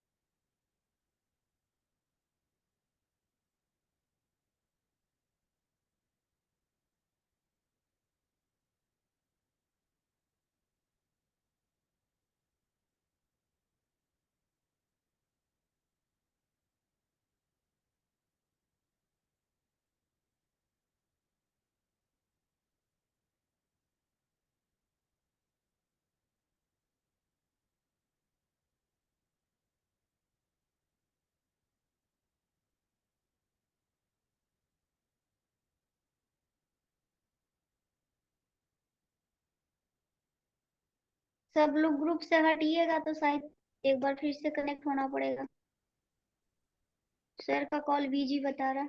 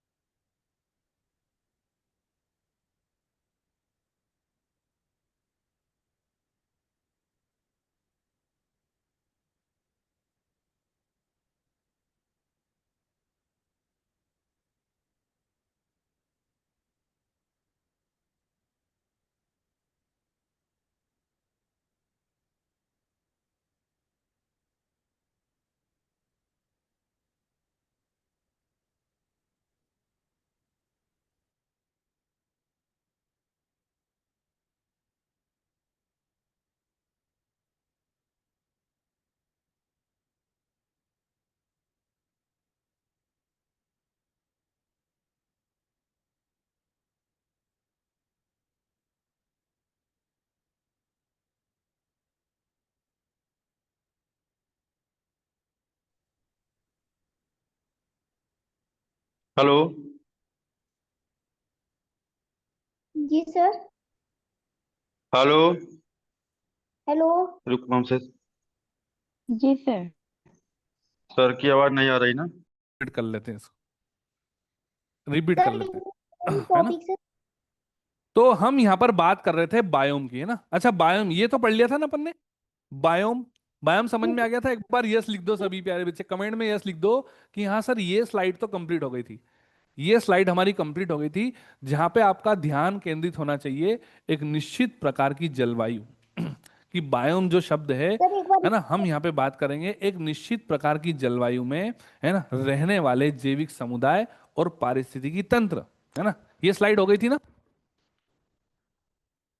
तो जब भी हम यहाँ पे बायोम को परिभाषित करेंगे या एक्सप्लेन करेंगे, तो हमें, है ना, इन पॉइंट को ऐड करना बहुत ज्यादा जरूरी है ना। निश्चित प्रकार की जलवायु में, है ना, रहने वाले जैविक समुदाय और यहाँ पर पारिस्थितिकी तंत्र। तो हम बायोम में देख पा रहे हैं कि बायोम में बहुत सारे जो है वह इकोसिस्टम हो सकते हैं। अब बायोम को आपने कैटेगराइज कैसे किया है ना। बायोम को आपने कैटेगराइज किया है ना, यहाँ पर अनुकूलता के हिसाब से, एडोप्टेशन के हिसाब से आप बायोम को कैटेगराइज कर रहे हैं। अलग अलग तापमान के हिसाब से आप बायोम को कैटेगराइज कर रहे हैं, अलग अलग मौसम और जलवायु के हिसाब से, ठीक है ना। तो कितने प्रकार के बायोम हो सकते हैं, है ना। तो आप देखेंगे कि एक ऐसा जो है वह क्षेत्र है, एक ऐसा जैव क्षेत्र है ना, जहां पे वर्षा ही वर्षा हो रही है, तो ये अलग टाइप का बायोम हो गया, है ना। एक ऐसा क्षेत्र आप देख रहे हैं जहां पे घास ही घास है ना। जैसे अपन जम्मू कश्मीर में चले, है ना, तो सोनमर्ग और गुलमर्ग की पहाड़ियां दिखेगी आपको, घास के मैदान। अगर अपन वहीं पे उत्तराखंड में चले, उत्तराखंड नंदा देवी है ना, चोटी है वहां पर, उत्तराखंड में ही बद्रीनाथ भी है। तो यहाँ पर आपको बुग्याल और पयार घास के मैदान देखने को मिलेंगे, बुग्याल और पयार, है ना। एक ऐसा जो है वह, है ना, बायोम जहाँ का तापमान अधिक है ना, और भूमि जो है रेतीली है, तो वो डेजर्ट बायोम हो गया, है ना। इसी तरीके से जो है एक ऐसा हम यहाँ पर बायोम देख रहे हैं जहाँ का तापमान बहुत ही कम है, बर्फ जमी हुई है ना, तो यहाँ का एक अलग ही इकोसिस्टम है। तो हमने यहाँ पर बायोम को अच्छे से कैटेगराइज कर दिया। अब देखिए, थ्योरी पढ़ते पढ़ते, थ्योरी पढ़ते पढ़ते पढ़ते पढ़ते पढ़ते पढ़ते क्या होता है कि अपने को इन टर्म्स में बहुत ज्यादा कंफ्यूजन हो जाता है कि सर यहाँ पर जो है वह इंडिविजुअल्स क्या है, पॉपुलेशन क्या है ना, उसके बाद कम्युनिटी क्या है ना, इकोसिस्टम क्या है, बायोम क्या है, बायोस्फीयर क्या है, इकोटोन क्या है, नीशे क्या है हैबिटेट क्या है ना। तो कंफ्यूजन हो जाता है ना इतनी सारी टर्म्स, क्योंकि जब पहली बार पढ़ेंगे ना तो नया नया लगेगा, लेकिन रिवीजन में रहोगे। और हमारी पूरी कोशिश है कि हम क्लास में ही आपको सब कुछ याद करा देते हैं। अपनी क्लास में आपको जो कंटेंट मिलेगा वो ज्यादा रिवीजन नहीं करना पड़ेगा, विद इन, है ना, आप 1 से 2 बार करेंगे और आप अच्छे से आंसर लिख पाएंगे।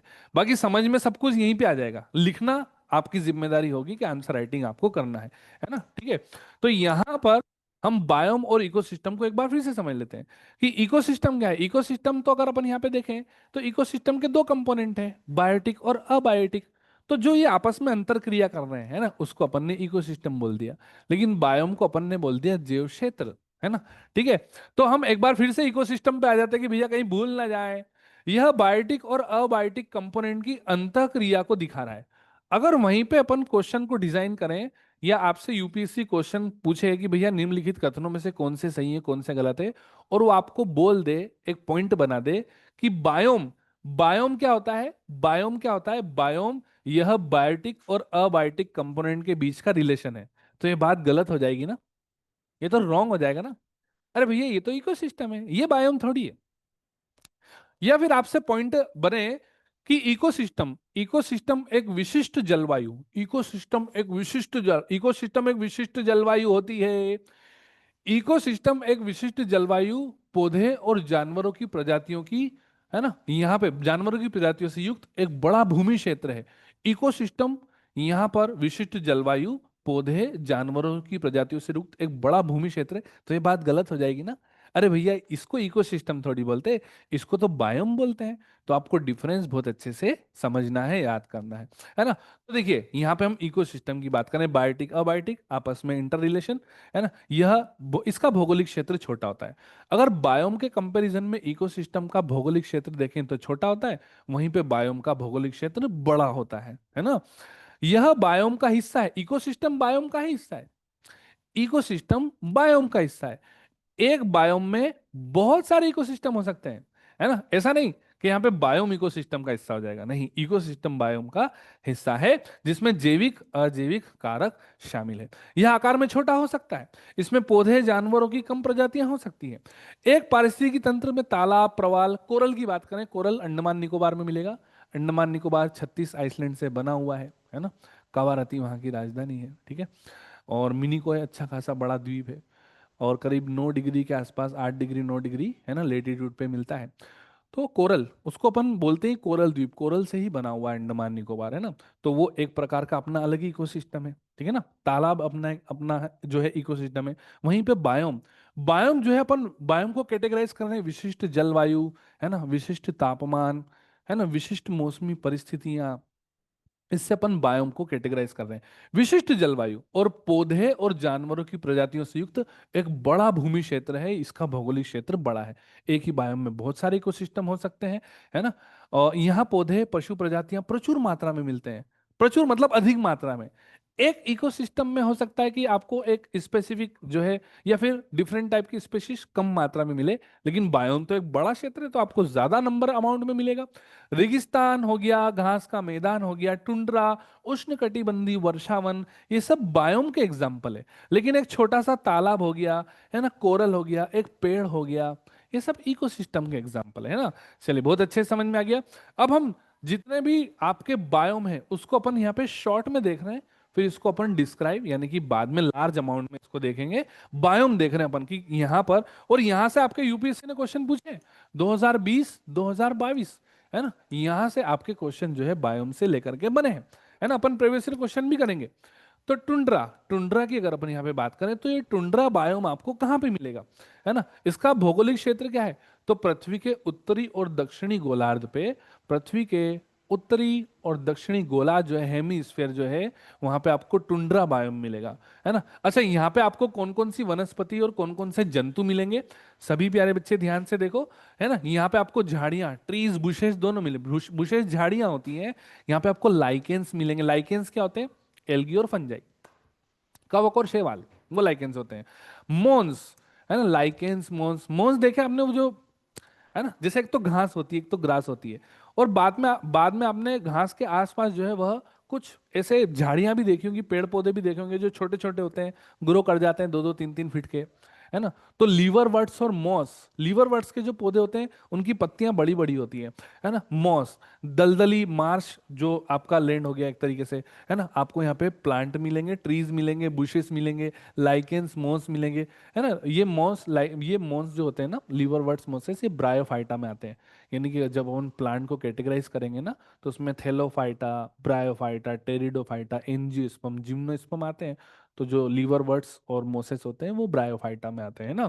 तो दलदली पौधे, यहाँ पे रेंडियर मिलेगा, है ना। जंतु जगत की बात करें तो रेंडियर, ध्रुवी लोमड़ी आपको मिलेगी, ध्रुवी लोमड़ी, है ना। ध्रुवी भालू मिलेगा आपको। टुंड्रा, टुंड्रा बायोम में आपको, है ना, ध्रुवी भालू, उल्लू मिल जाएंगे, है ना। आर्कटिक खरगोश, यहाँ पे आपको खरगोश भी देखने को मिलेंगे। हम देख रहे हैं कि जंतु कौन कौन से भैया इस टुंड्रा बायोम में, है ना। यहाँ पे आपको सरीसृप, उभयचर जीव लगभग अनुपस्थित मिलेंगे। तो देखो मिल गया ना पॉइंट आप सभी के लिए। यहाँ पे आपको जानना जरूरी ये है ना, कि सरीसृप यानी कि रेप्टाइल्स, उभयचर यानी कि एम्फीबियंस, है ना, ये जो ऑर्गेनिज्म है ये नहीं मिलेंगे, है ना। अगर अपन यहाँ पे टुंड्रा बायोम की बात कर रहे हैं तो नॉर्थ और साउथ पोल पे हम जाएंगे, है ना। पृथ्वी के उत्तरी और दक्षिणी गोलार्ध में जाएंगे, जो कि स्थान बहुत ही ठंडे हैं। यहाँ पे आपको जो है ना, यहाँ पे आपको पेड़ पौधे, झाड़ियाँ, ट्रीज, बुशेस, दलदल, है ना, ये जरूर मिल जाएगा। अगर जानवरों की बात करें, ध्रुवी लोमड़ी, ध्रुवी भालू, उल्लू, आर्कटिक खरगोश मिलेंगे। सरीसृप, हम यहाँ पे रेप्टाइल्स की बात करें, है ना, तो रेप्टाइल्स ऐसे जीव होते हैं जो पानी में भी रहते हैं और जमीन पे भी रहते हैं। उभयचर, एम्फीबियंस, एम्फीबियंस ऐसे जीव होते हैं जो पानी में भी रहते हैं और जमीन में भी रहते हैं, है ना। अब ये दोनों पानी और जमीन में रहते हैं तो अंतर क्या है? तो उभयचर, है ना, एम्फीबियंस वो पानी में ज्यादा अपना जीवन काल बिताते हैं, और सरीसृप वो जमीन पे अपना जीवन काल ज्यादा बिताते हैं। ये एक छोटा सा डिफरेंस है। उभयचर में मेंढक आ गया, फ्रॉग, सेलेमेंडर आ गया, न्यूट आ गया। सरीसृप रेप्टाइल्स में सांप आ गया, स्नेक, कछुए हो गए आपके, है ना, छिपकली हो गई आपकी, घड़ियाल हो गया, क्रोकोडाइल, ये सब सरीसृप में आते हैं। तो अब आपको बहुत अच्छे से पॉइंट याद रखना है कि टुंड्रा बायोम में आपको रेप्टाइल्स और एम्फिबियंस नहीं मिलेंगे, है ना। अप्रोक्सीमेटली ये अनुपस्थित होते हैं। सभी प्यारे बच्चे समझ में आ रहा है, सब कुछ याद होते चल रहा है। हमारी पूरी कोशिश है कि आपको क्लास में ही याद करा दिया जाए। टुंड्रा बायोम, है ना, तो टुंड्रा बायोम में हमने एक स्पेसिफिक क्लाइमेट, एक स्पेसिफिक जो है वेदर देखा कि भैया ठंडे क्षेत्र है ना, यहाँ का तापमान कम है। तापमान, क्लाइमेट, है ना, वेदर, इसी के हिसाब से अपन बायोम को कैटेगराइज कर रहे हैं। बायोम को कैसे कैटेगराइज कर रहे हैं वो तो आपको बहुत अच्छे से अब समझ में भी आ गया है, ठीक है ना। अब हम यहाँ पर टेगा की बात करें, टेगा, कि भैया जो टेगा बायोम है वो कहाँ पे मिलेगा? तो ये आपको, है ना, नॉर्थ यूरोप, एशिया व उत्तरी अमेरिका, यहाँ पे टुंड्रा, है ना। टुंड्रा की तुलना में मृदु तापमान होता है। देखिए होता क्या है सभी प्यारे बच्चे, कि अगर अपन टेगा की बात करें तो टेगा, टेगा में जो तापमान होता है ना, वह कैसा होता है? टुंड्रा की तुलना में मृदु यानी कि सॉफ्ट होता है। यानी कि अब थोड़ा सा अपन जो है ना, नॉर्थ से थोड़ा सा नीचे की तरफ आ रहे हैं अपन, है ना। साउथ की बात करें तो साउथ से थोड़ा सा ऊपर आ रहे हैं। तो नॉर्थ और साउथ में तापमान बहुत कम है, टेम्परेचर कम है, क्लाइमेट पढ़ेंगे अपन क्यों कम है उस समय पढ़ेंगे, है ना। तो टेगा में जो टेम्परेचर है वह टुंड्रा के, है ना, कंपैरिजन में थोड़ा सा कम है, मृदु है, सॉफ्ट है, मतलब यहाँ का तापमान जो है ठीक ठाक है ना। यह क्षेत्र बोरियल वन क्षेत्र के नाम से भी जाना जाता है। मोस्ट इंपोर्टेंट ये टर्म आपको याद रखना है ना, कि बोरियल वन क्षेत्र किसे कहते हैं? बोरियल वन क्षेत्र टेगा को ही कहते हैं। टेगा, टेगा को ही बोरियल वन क्षेत्र भी कहा जाता है। बोरियल वन क्षेत्र टेगा। हाँ, अगर आपने टुंड्रा लगा दिया गलत हो जाएगा, है ना। अब यहाँ पे कौन कौन सी वनस्पति है? तो अधिकतर अपन शंकुधारी सदाबहार वन देखते हैं, एवरग्रीन जो प्लांट है लेकिन शंकुधारी, जो कि कोन कोन शेप के होते हैं।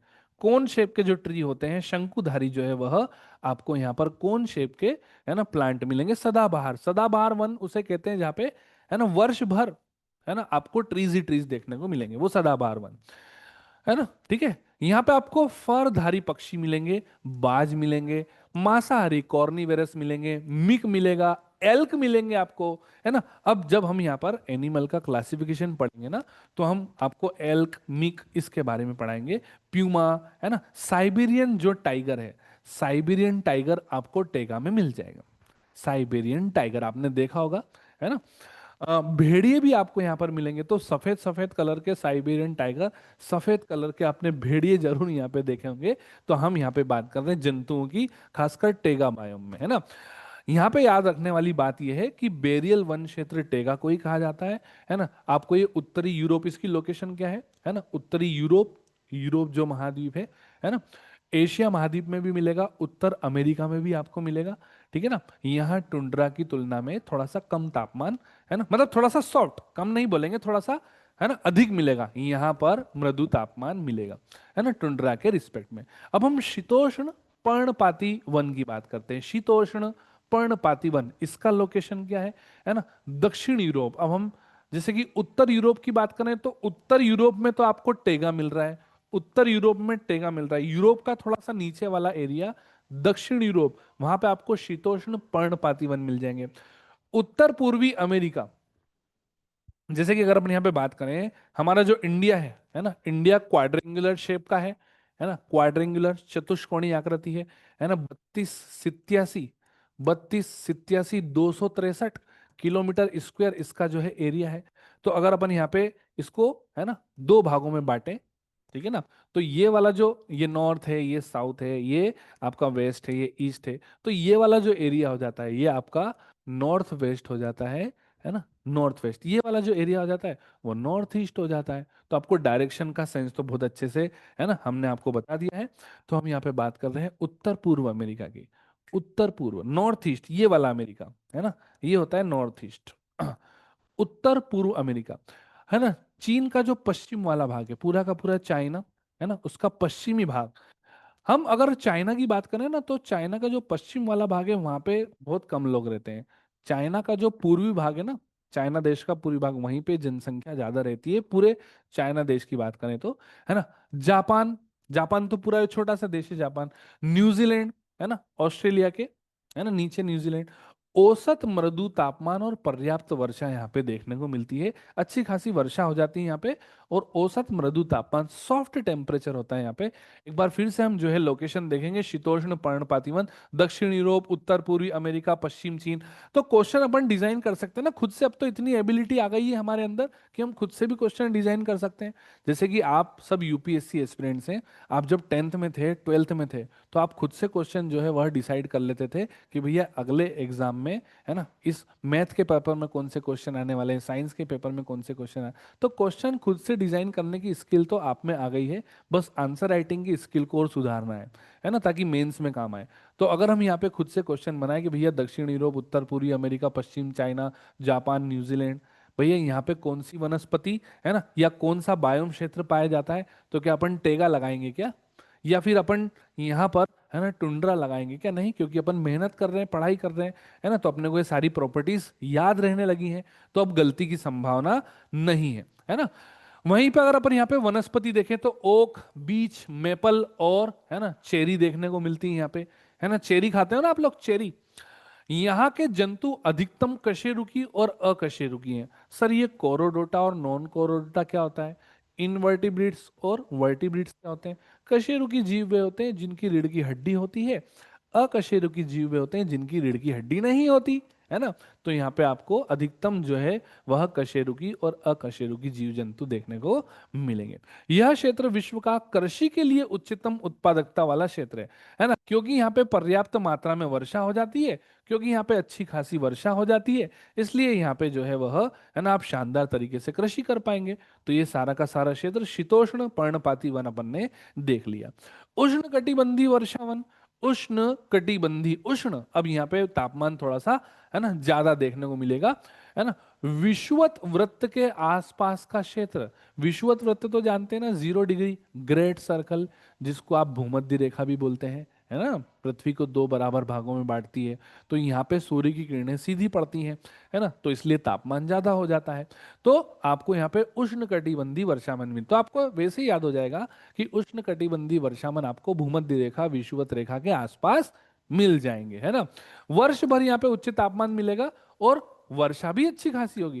भाई ताप ज्यादा है तो समंदर का पानी भाप बन गया, इवेपोरेशन हुआ, वर्षा अच्छी खासी हो गई, है ना। अब ये जो एरिया है उष्णकटिबंधीय वर्षावन, यहाँ पे आपको पृथ्वी देखो, पृथ्वी की सतह का लगभग, है ना, यहाँ पर 7% क्षेत्र उष्णकटिबंधीय वर्षावन से ढका हुआ है।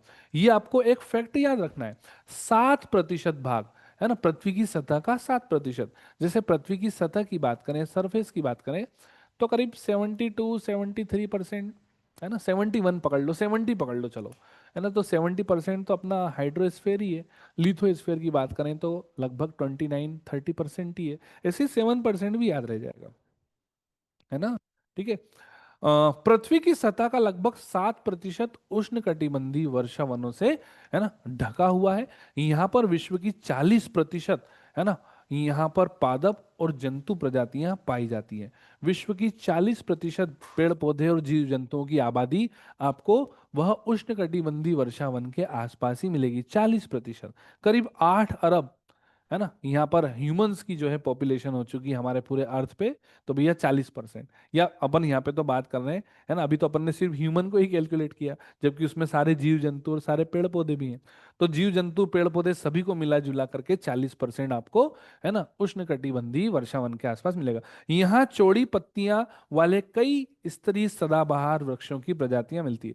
चौड़ी पत्ती वाले वन मिलेंगे, है ना, चौड़ी पत्ती वाले, छोटी छोटी पत्ती, तीखी पत्तियां, है ना, और आपके जो शंकुधारी जो वन है ना, वो आपको ठंडे प्रदेशों में देखने को मिलेंगे, है ना। तो यहाँ पर अपन ने देख लिया कि भैया 40%, 7% जो है वह उष्णकटिबंधीय वर्षावनों से ढका हुआ है। विषुवत जो हमारा यहाँ पर, है ना, सर्कल है, उसके आसपास मिलेगा। सवाना देख लेते हैं, सवाना यहाँ से जो है ना, बायोम को लेकर के यूपीएससी ने शानदार क्वेश्चन पूछे हैं। अपन सब प्रीवियस ईयर क्वेश्चन करेंगे, जो जो भी अपन कंटेंट पढ़ रहे हैं ना, उस कंटेंट को लेकर के यूपीएससी ने क्या क्या क्वेश्चन पूछे वो भी अपन सारे जो है वह करने वाले हैं, है ना। वॉइस मिल रही है ना आप सभी को? अभी क्या हुआ था, बीच में बंद हो गया था, इस वजह से वॉइस चली गई थी, अब सब कुछ ठीक है। उष्णकटिबंधीय क्षेत्र, अब देखिए सवाना जो है, सवाना बायोम आपको उष्णकटिबंधीय क्षेत्र में मिलेगा। जैसे कि अफ्रीका महाद्वीप में सवाना बहुत ज्यादा विस्तृत है, फैला हुआ है सवाना जो है। अब देखिए सवाना की विशेषता क्या है, सवाना की विशेषता यह है कि आपको जो है इक्का दुक्का ही पेड़ दिखेंगे, ट्री, जो बड़े पेड़ है वो इक्का दुक्का दिखेंगे। लेकिन आपको ये जो घास वाला जो एरिया है, घास घास वाला एरिया ज्यादा देखने को मिलेगा। सवाना मतलब घास ज्यादा है, पेड़ इक्का दुक्का है ना। उसका कारण क्या है वो भी जानेंगे। तो उष्ण कटिबंधीय क्षेत्र अफ्रीका महाद्वीप में सवाना बहुत ज्यादा, सवाना जो बायोम है वो अफ्रीका महाद्वीप में ज्यादा फैला हुआ है ना। वनस्पति यहाँ पे छितरे हुए वृक्षों के साथ घास स्थल, अग्निरोधी कांटेदार झाड़ियां, अग्निरोधी कांटेदार झाड़ियां, जंगल में आग लगेगी तो वो अग्नि को आगे नहीं बढ़ने देगी, ठीक है ना। अग्निरोधी कांटेदार झाड़ियां सवाना में आपको मिलेगी। जंतु जगत की बात करें तो इसमें बहुत ज्यादा डाइवर्सिटी देखने को मिलती है।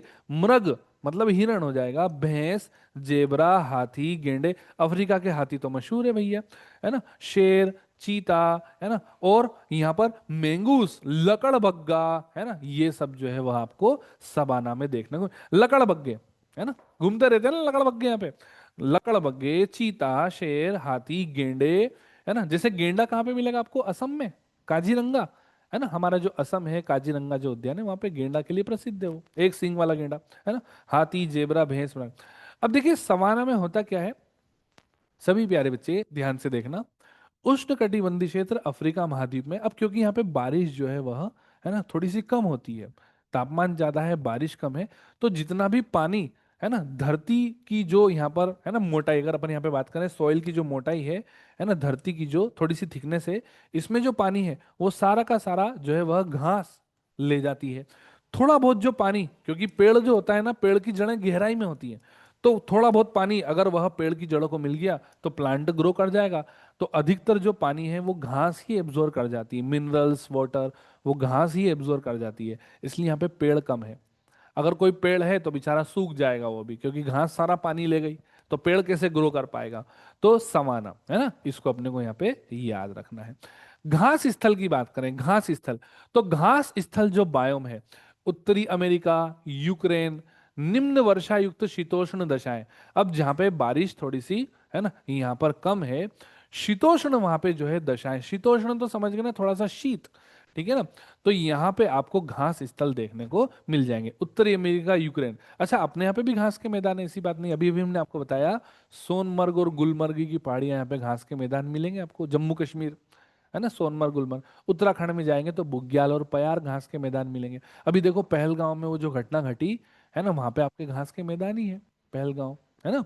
चलिए, तो वनस्पति, इस क्षेत्र में घास ही प्रमुख वनस्पति है। अगर घास स्थल की बात करेंगे तो घास ही तो प्रमुख वनस्पति होगी। जंतु जगत में जंगली भैंसे, यहाँ पे आपको जंगली भैंसे मिल जाएंगे, हिरण मिल जाएंगे, बिल्लियां मिल जाएंगी, कृंतक जो कि चूहे होते हैं, है ना, रोडेंट्स चूहे होते हैं कृंतक, या फिर जो है ना, काटने वाले जो जीव होते हैं, है ना, दांतों से जो है कुतरने वाले जीव को कृंतक बोलते हैं। लोमड़ी आपको यहाँ पे मिल जाएगी, है ना। तो ये आपके उत्तरी अमेरिका, यूक्रेन, है ना, ये घास स्थल आपको उत्तरी अमेरिका में ज्यादा देखने को मिलेगा।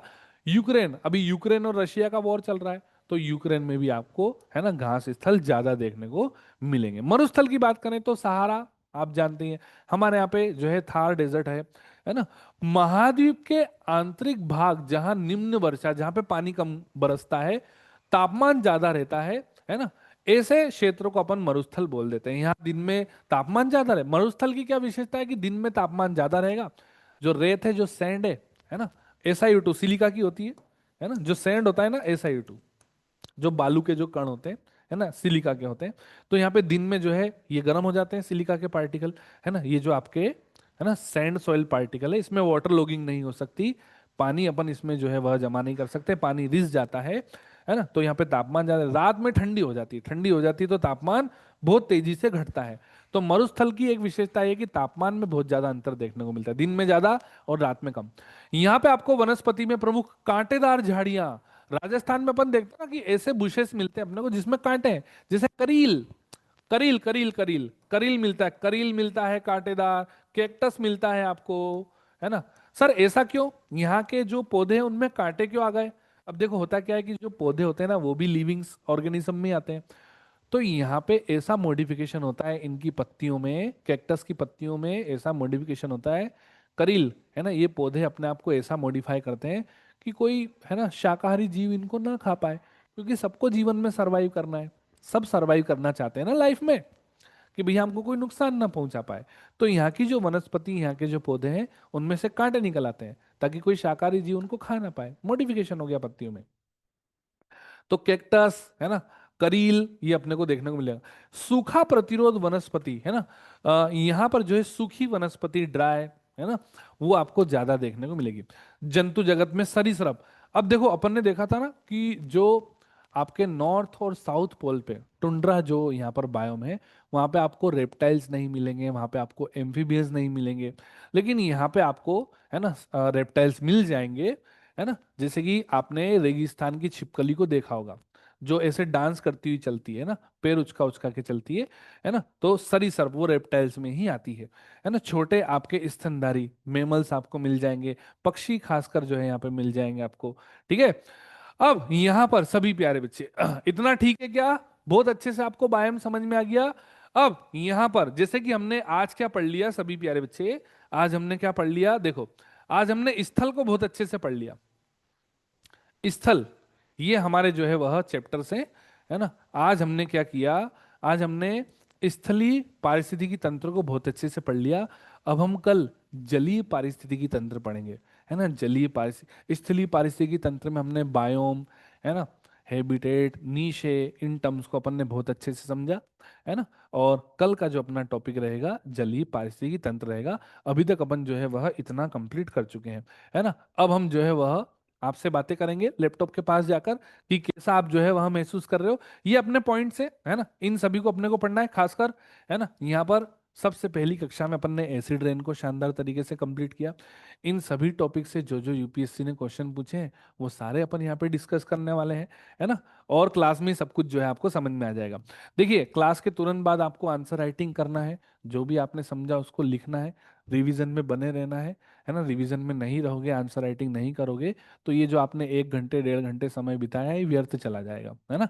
चलिए, तो आज का सेशन आप सभी के लिए कैसा रहा, जल्दी से बताओ सभी प्यारे बच्चे, है ना। मल्टीपल रिवीजन इस सक्सेस की, है ना। और आज का सेशन यहीं तक रखते हैं, है ना। क्लास का समय अपना जो है वह 8 PM है ना। सर ने जो है वह क्लासें हमारी रखी हैं, है ना। गुरुवार, शुक्रवार और शनिवार, वेडनेसडे, है ना। वेडनेसडे नहीं है, थर्सडे, फ्राइडे और सैटरडे 3 दिन अपनी क्लास है ना। तो आप बने रहें हमारे साथ। और अब हम लैपटॉप के पास आते हैं और आपसे पूछते हैं कि क्या हाल है आप सभी के, क्या हालचाल है ना। अब जो है हम यहाँ पे बातें कर सकते हैं थोड़ी सी आपसे, है ना। चलिए कमेंट में बताइए, सब कुछ आपको अच्छा लग रहा है, अच्छा महसूस कर रहे हैं आप सभी थ्योरी की क्लास में, बोलो। है ना। कमेंट में आ जाओ सभी प्यारे बच्चे, सब कुछ ठीक ठाक। कैसा लगा आप सभी को सेशन, बताइए।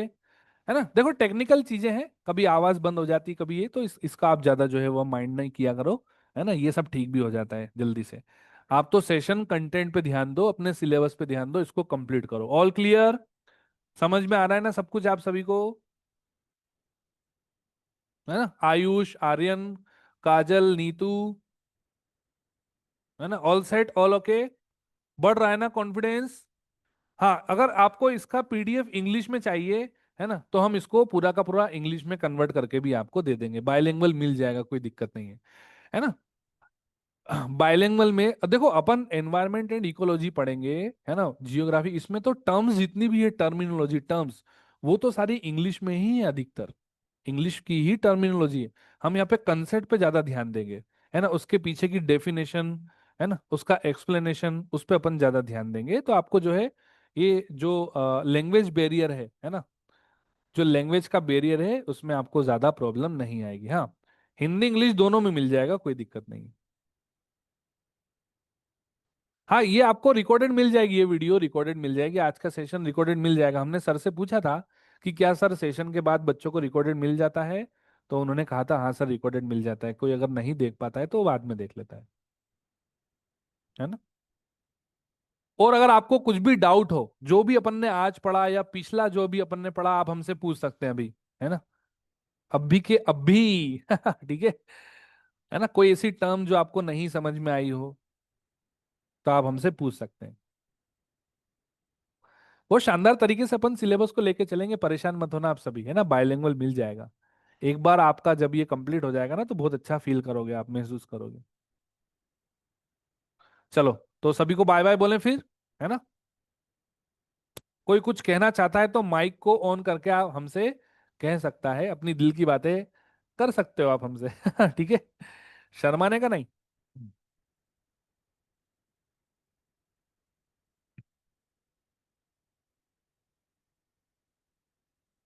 ओके, गुड नाइट, है ना। Okay, bye bye, take care, ख्याल रखो सभी, है ना। Okay, thank you very much, thank you very much, ख्याल रखिए सभी।